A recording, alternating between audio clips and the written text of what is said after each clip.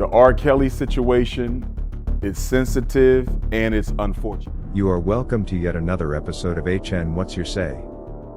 The #1 listening show, where we discuss real issues with real people like you. We are still featuring R. Kelly. Real name Robert Sylvester Kelly. Also known as the R&B King. In a world where justice is sold to the highest bidder, and truth is often buried beneath sensational headlines, one name has resurfaced with disturbing clarity.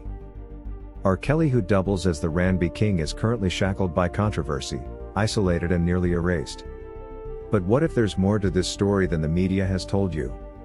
What if behind the allegations, behind the courtrooms and the cameras, there exists a far more chilling conspiracy? We can never let this corrupt government and this corrupt criminal justice system think that if we are completely done with a certain person, if we have canceled them from the community, we can never let them think that it's okay for them to unjustly murder them after the fact.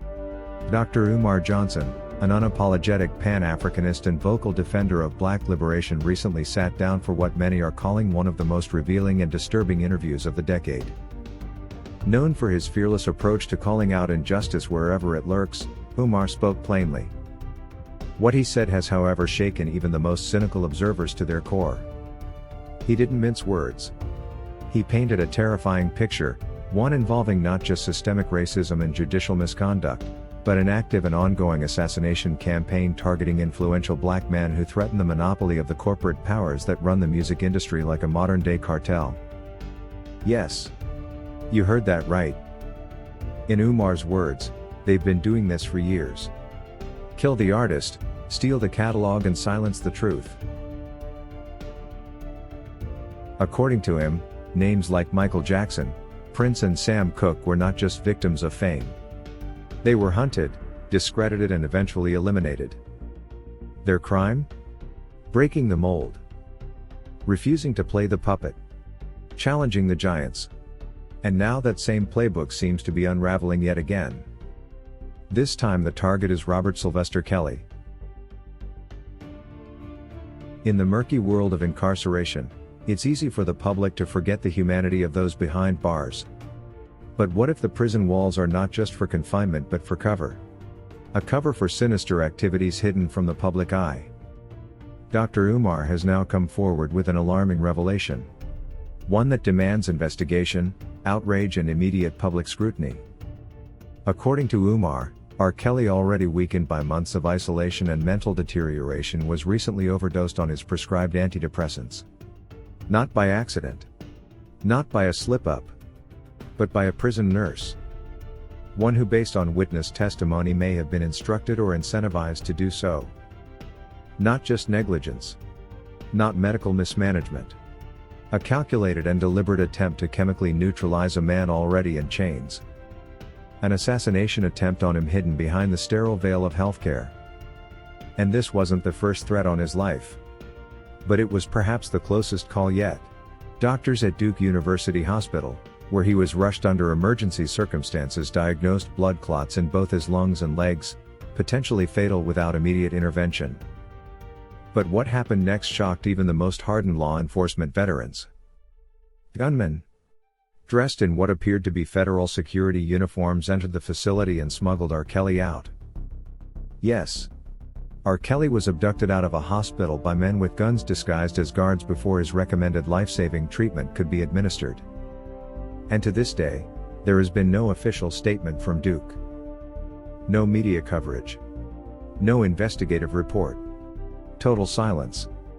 The Duke University Hospital, and it is confirmed by the physicians that he has suffered an overdose at the hands of the prison's medical staff. Within an hour after deciding that he needs to stay there for an extra week, Art, he says prison police bust into the room, armed with AR-15 rifles, Art. They came into the hospital with AR-15 rifles and took R. Kelly back to the jail. And in that silence lies the loudest proof of all that someone somewhere wants him gone. Not convicted. Not imprisoned but erased. So who benefits from the death of R. Kelly? Who profits from his silence? Let's follow the money. R. Kelly, like many legendary artists before him, owns or owned a treasure trove of unreleased music, intellectual property, and a catalog that even in his absence generates millions. Sony Music, long rumored to have played godfather in the entertainment world, has always denied involvement in scandals of artist suppression or catalog seizure. But it's hard to ignore the patterns. Michael Jackson died just as he began speaking publicly about owning a major portion of Sony's catalog. Prince died after fighting tooth and nail to own his masters. And now R. Kelly, despite all allegations, was one of the few artists who managed to operate independently of the record label for over a decade.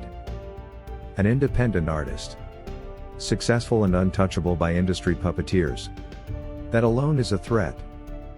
Because R. Kelly proved what many feared. That you don't need Sony to succeed in the music business. That truth, perhaps more than anything, is what sealed his fate. Let us be clear. Allegations should always be taken seriously. But justice cannot and must not be weaponized. It cannot be based on public opinion or media manipulation or trial by hashtag. The Constitution, flawed as it may be, promises due process. It promises equal protection under the law. It promises that no man, black, white, rich or poor, should be convicted without evidence that stands beyond a reasonable doubt. But in the case of R. Kelly, due process was a footnote. He was tried in the court of public opinion years before he ever stepped into a courtroom. Statutes of limitation ignored. Hearsay accepted as gospel. Evidence twisted. Testimonies coached. Federal jurisdiction applied to state-level accusations. This wasn't a trial. This was a televised lynching. And now they want him gone. Literally erased. We must ask ourselves, are we watching history repeat itself? You don't have to be a fan of R. Kelly's music to be a fan of justice. You don't have to agree with his lifestyle to demand the law be applied equally. And you don't have to believe every rumor to know when something feels off.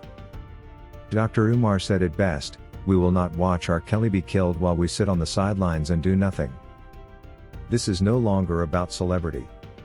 It's about human rights. It's about protecting our artists, our elders, and our legacy from being assassinated in silence. It's about exposing the hands that pull the string from the prison nurse to the courthouse steps, to the record executives who sit at the top of the food chain. Because if they can do it to R. Kelly, they can surely do it to anyone. There's still time. Time to demand transparency.